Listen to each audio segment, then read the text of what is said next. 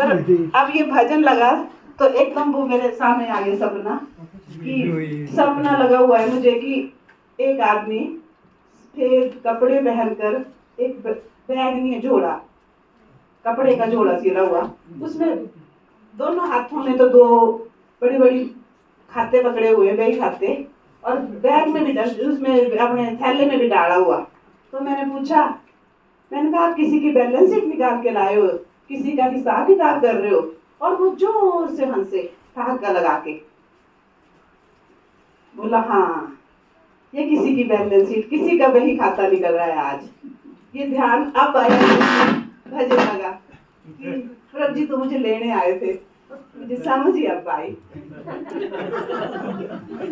सच्चिदानंद महाप्रभु श्री राम भगवान की दो शब्द लिखे स्कूल में आते आते वो बोलने दो शब्द लिखे हैं इन्होंने, बोला फोन पे लिखे हैं, वो बोलना चाहते हैं, जरूर बोला। आप चार बोलिए। तो देखो इनको जब ये भजन लगा तो इनको याद आ गई। घर में से आने से पहले पहली रात को ये स्वप्न आ गया, प्रभु जी वही खाते लेके खड़े थे। बोला आप किसी से बैलेंस शीट ले जाते हैं?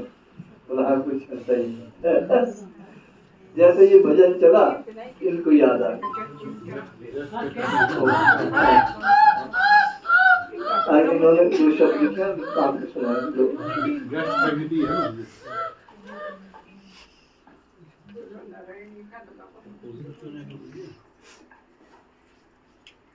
जब मैं रास्ते में आ रही थी तो इन पहाड़ों को देख के मेरे मन में एक ख्याल आया, प्रभु जी मैं आपसे बातें कर रही थी रास्ते में मन ही मन।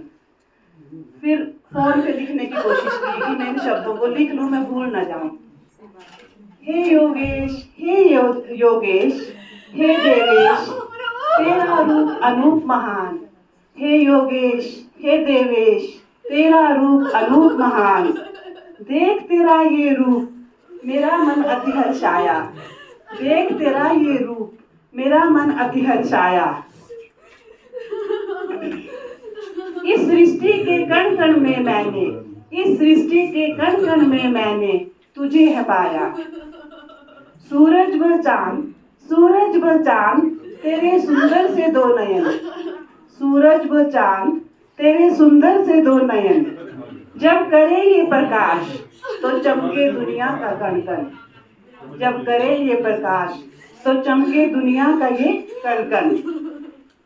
सफेद बर्फों से ढकी तेरी ये चोटियां, सफेद बर्फों से ढकी तेरी ये चोटियां।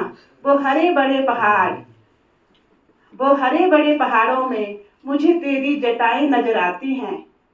और नीचे कल कल करती नदियां तेरे चरण धुलाती हैं। जब ये नजारा मैं देखती हूँ तो मेरा रोम रोम हर्षाता है। प्रभु जी जब ये नजारा मैं देखती हूँ तो मेरा रोम रोम हर्षाता है।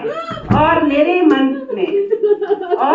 मन में तेरे चरणों को नतमस्तक हो जाने का ही बार बार ख्याल आता है। और मेरे मन में तेरे चरणों में नतमस्तक होने का ख्याल आता है। पर अगर मैं सच कहूँ तो ये मेरा मन छोटे बच्चे की तरह मुझे परेशान करता है। ये मेरा मन छोटे बच्चे की तरह मुझे परेशान करता है।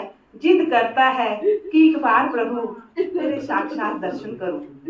जिद करता है ये। और मैंने कई बार इवन राजा आपसे भी बोला, अभी एक दिन अशोक भैया से भी बोल रही हूँ, समझाती हूँ, मुझे समझ है, पर फिर मेरा मन करता है कि कैसे दिखते होंगे जब आप साक्षात दिखेंगे तो कैसे दिखेगा प्रभु, क्या नजारा होगा।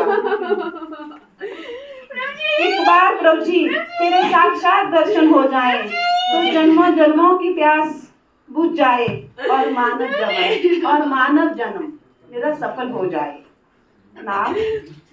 नाथ अगर ये मेरी जिद पूरी ना हो, नाथ अगर ये मेरी जिद पूरी ना हो तो एक और काम करना। तो नाथ मेरा एक और काम करना, मुझे सत्संग सेवा और सिमरन, ये वाला काम ही दे देना नाथ। मुझे सत्संग सेवा और सिमरन ये काम दे देना, मुझे अपने चरणों में लगा लेना नाथ, मुझे अपनी शरण में ले लेना नाथ। धन्यवाद। बोल सच्चिदानंद महाप्रभु श्री रामलाल पुरंदर भगवान की।